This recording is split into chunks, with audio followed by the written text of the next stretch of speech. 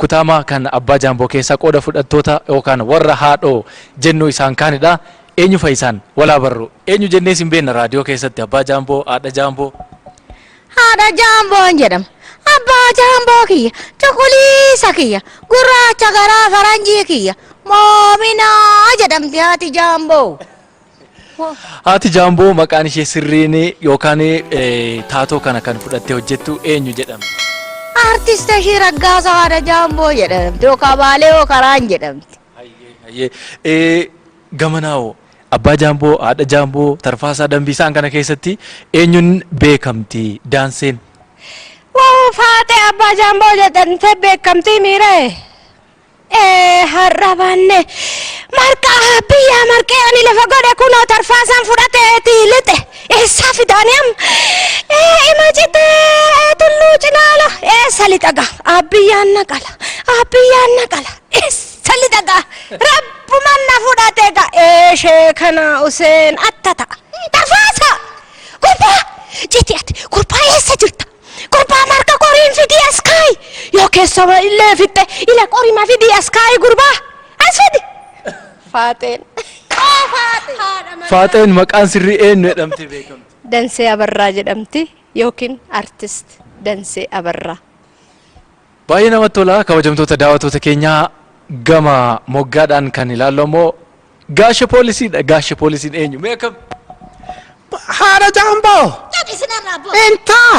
Jadi sinarraa maqaa qaba maqaa kiyya neem. Jaartii moomina ila. Gaafa shittoo baala guduruu siibitee kooriyaa diimaa sibbitee intaa mee lallaasaa diimaa san si obaasee deeffachaa galte san hin raafatte intaa. Polisi. Isa bada jaarsi nu dhufaa baal sila gaasha polisi atta taata bada. Jaarsattiin hoo dhufte maal godha beekta? Jaarsattiin tun musinnaan barbaadamti jedhee argitami kabuddii kiyyarraa kana isaan sodaachisee fuudhee mana poolisii mana seeraa ishii galte jaarsattiiti. Ati garuu gaasha polisi. Faate. Sin argeemi waan isin jettanis dhaga mee muddii keessan natti agarsiisa mee maal qabda? Dabeeti moo waan isin qabda. Afachi callimee bada faate. Booda hin dhufan ta'a. Cinti ati gurba. Sheeka malee. Gaasha polisi baata mombaat. Yaa kaamoo kotumaa kun ofuudhaan mataa kee addaan qo'ee baaddaasi baas. Kan argita mudhii kiyya intaa. Calli amma. Gaasha poolisii yookaan artistii fi gaazexeessaa Daadhii Tufaan jedhama. Daadhii Tufaa gaazexeessaa yookaan immoo qopheessaa olaanaa FBC keessatti kan beektan afaan Oromootiin yookaan immoo diraamaawwan garaagaraa keessattuu artistoota buleeyyii lubbuu isaanii waaqa amaaru jecha Admaasuu Biraanuufaa waliin kan isaan beeknu diraamaawwan koomeedii baay'ee keessatti kan beeknu Daadhii Tufaa gaasha poolisii jechuun isaanuma kana jechuudha. Egaa maatii Abba Jaambo haga walakkaa ta'an wal isin barsiisne diraamaa isaanii yookaan sagalee isaanii fi eenyummaa isaanii waliin mee har'a maaltu isinitti dhaga'amee beekamtiin akka kanaatti gaafa kennamu beekamtii fi badhaasa akka kanaaf hojjenneerra jettanii yaaddu duraan moo dhalootuma ittiin guddisuuf dhaloota barsiisuuf hojjettan? Baay'ee nama gammachiisa. As geenya jennee guyyaa tokko yaadnee hin beeknu haala yeroo dur ture sanirraa ka'e diraamaa Abba Jaambo wanni biraa hafee yeroon inni itti tamsaasu sa'aatii 4 booda yeroo namni rafe booda akka namni illee dhaggeeffanne yeroo san har'a garuu ifatti baanee ummata Oromoo fuulduratti mul'anne diraamaan kunis mul'ate kana ga'uu keenyaaf baay'ee gammachuun natti dhaga'ama. Daansiin warra jalqaba sabsibee wajjin yookaan Abba Jaambo wajjin eegalan keessaati jedhama. Mee akkamitti gaafa jalqabbii sana sadarkaa kana hin ga'ettanii itti hilmaamtanii beektu gaafa Abbaan Jaambo propoozaala kana qabatee yookaan taatoo sana keessatti si makee gaafa eegaltan? Ani yaadeyyuu hin beeku. As geenya jedhee yaadeyyuu hin beeku. Ani guyyaan itti seenu maayinni quuqameen itti seene. Guyyaa duraa kan faaxee taatee jalqabdee gaazexeessituu tokko turte Tsaday Maammoo jedhamti ishii turte aksantiin ishiin dubbattu aksantii Wallaggaati diraamichi kun aksantii Arsiiti loqoda Arsiiti loqoda kana animmooyyuu nan aare beektaadhe. Nan qulqulleessa odoon qulqulleessu istuudiyoo galeeni dhaabbadhee dhaggeeffadhe. Sabsibee waliin taphachaa turan tapha kanaa dhaggeeffadheen nan aare. Baay'een aare. Ani odoon jiru hojjechuu odoon danda'u hin jedhe. Namni hin hojjetti jedhee ani gaa yeroo san ijoolles ture. Yeroo sanitti hin hojjetti jedhee namni na yaades hin jiru. Hin dandeessis jedhee namni na yaade hin jiru. Garuu keessa koo dandeettii fi quuqamatu ture. Nan hojjedhaa akkasittiin hojjetamu natu hojjeta. Diraamaa kana natu hojjetan jedheen. Humnaa nan fudhadhe diraamicha kana. Nan fudhadhe garuu asgaa ittan badhaafama ittan argadha jedhee miti kanan hojjedhe. Ummatuma Oromootiif dandeettuma koo maalin gargaaru laata maalin hojjedhee Oromoo ta'uu koo ibsu laata kan jedhutu na keessa jira malee nan argadha waan akkanaa kana badhaasa akkanaatirra gaa jedhee guyyaa tokko yaadeen beekuun. Ayyee ulfaadhu daansee Addaa Jaambo mee diraamaan kun waggaa 19 ta'ee gaafa kamii kaaseeti kan itti makamtee karakterii yookaan taatoo kan Addaa Jaamboo fudhattee itti fuftee bu'aa bahiin keessa dabarte diraamaa kanaaf jecha jireenyuma dhuunfaa irrattuu hagam dhiibbaa qabaata ture waggaa amma kana qabattee hogguu deemtu. Ani calqaba kan dhufe jechuun diraamaan Abbaa Jaamboo bilisa hojjetama. Garuu immoo diraamaan addaa hin jira. Diraamaan biraa immoo hanqarshiidhaan kafalamu. Diraamaa san hojjetteeti achumaan Abbaa Jaamboo bilisa hojjettaa jedhaniiti na fidan jechuudha. Dhugaan dhufu sabsibeef an na fide. Hoon dhufu akkuma tasaa hin ta'ee hin milkaa'ee achumaan inni itti fufee jechuudha. Jaalalaan fedhii kiyyaan inni itti fufee. Maayicha immoo akkuma tasaa qarshiin kaaniin hin kaffalamaa qarshiin hin kaffalumu Abbaan Jaamboon bilisa waan ta'eefu hin hojjedhu jennaan sumunii naa kaffaluu calqabane yoon deemu sumunii yoon deebi'u sumunii jaalaluma Abbaa Jaamboo qabuu fi hin dhiisu jedheetiin sumunuma saniin atoobisiidhaan deddeebi'aa hojjechaa ture jechuudha. Maayicha immoo hin hojjedhu jennaan birrii 2 naa godhan. Birrii 2 godhanii birrii 2 saniin aga oggaa baay'ee tokkoon hojjedhe. Waggaa baay'ee tokko hojjedhee maayicha immoo lakki ani hin hojjedhu jedhee dinnaan immoo qarshii 3 godhan. Akkasuma jechaa qarshii 5 deebi'ee raawwatee amma maayicha kana qarshii 10 nu kaffalaa turanii jechuudha. Jireenya keessatti mee karakterii Addaa Jaamboo kan taatoo Addaa Jaamboo hojjettee sadarkaa hamma waggaa amma kana qabattee hogguu deemtu jireenya kee keessatti maal ol kaa'ee darbe kun akka yaadannoo guddaatti kan sii kaa'e? Ana yaadannoo guddaa naa kaa'e. Akkuma tasaa yeroo biraa kaasullee hin barbaadu dhibameen ture. Garuu ani mana yaalaatti yaalamee kan bahe Abbaa Jaambootiin Addaa Jaambootiin jechuudha. Jechuun uummanni kan na beeku Addaa Jaambootiin saniin duras saniin boodas diraamaa baay'een hojjedhe. Diraamaa Abbaa Jaamboo jedhan uummanni jaalala waan irraa qabuuf hospitaalatti illee innaan maadanzajaa fudhadhu isa naa kennanii isa naa haasofsiisan doktoroonni jechuun akka tasaa doktoroonni achi keessa jiranii Addaa Jaamboo jedhanii na haasofsiisanii odoon haasa'u maadanzajaa keessa darbe jechuudha. Waan kana ta'es ergan dhibamee immoo achuma keessa jiru mana yaalaa sanittis kan na yaalchisaa turan haga ammaa kan na yaalchisaa turanii warra Abbaa Jaamboo jaalala Abbaa Jaamboo qabu wanna baay'eedhaan na gargaaran lubbuu koo kan na fayyisan jechuudha. Lubbuu koo kan fayye isaan waan adda jaalala adda ummanni Oromoo dhiisito ummanni kunu sabni kunu Abbaa Jaamboo irraa jaalala guddaa tokko qabu. Dhaabbachuu isaatiin immoo namni immoo baay'ee gadde baay'ee eegaa jira.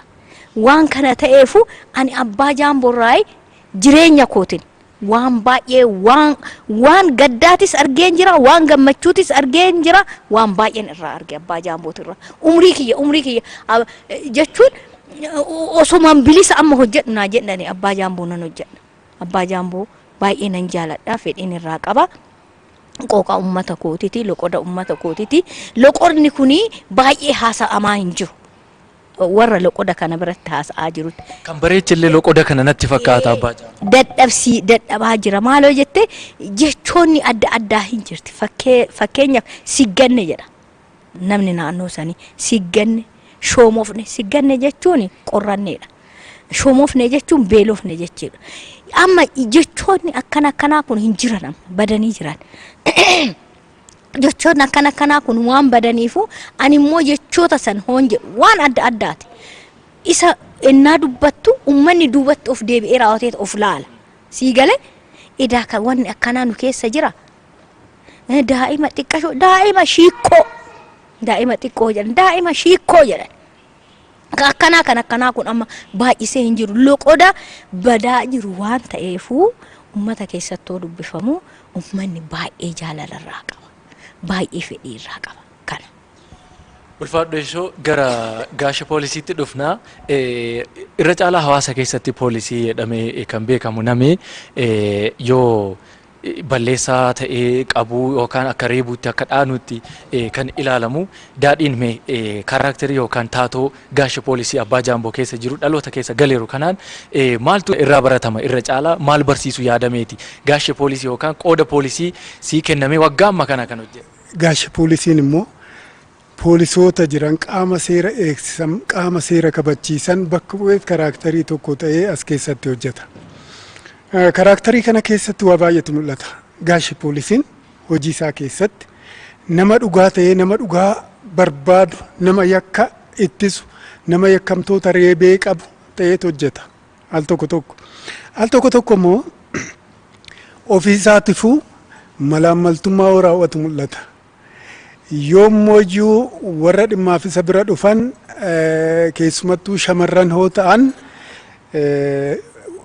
shamarrummaa isaaniitti fayyadamee waan biraa nama isaan kajeeludha. Kuni maal bakka bu'aa qaamonni seera kabachiisan qaamonni seera eegsisan akka biyyattiitti kan jiran yoo ta'e addunyaa dhumarrattu lachuu keessaa jiru. Warri dhugaadhaan dhuguma haqa barbaadanii haqa ummataa baasan yakka ittisan waadaa galansan kan raawwachiisan hin jiru. Isaan bakka bu'ees al tokko hin hojjeta. Warri immoo aangoo itti kennamte sanitti fayyadamanii waan adda addaa raawwatan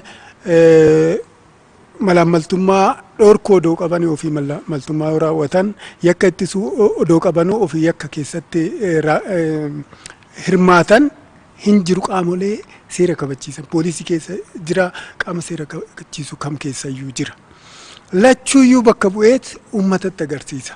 Abbaa Jaamboo wanna jaalachiisan keessaa tokko waan yeroo irratti xiyyeeffateeti kan hojjetu.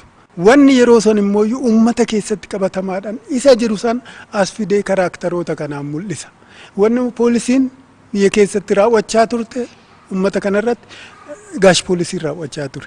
Malaammaltummaa hojjeta.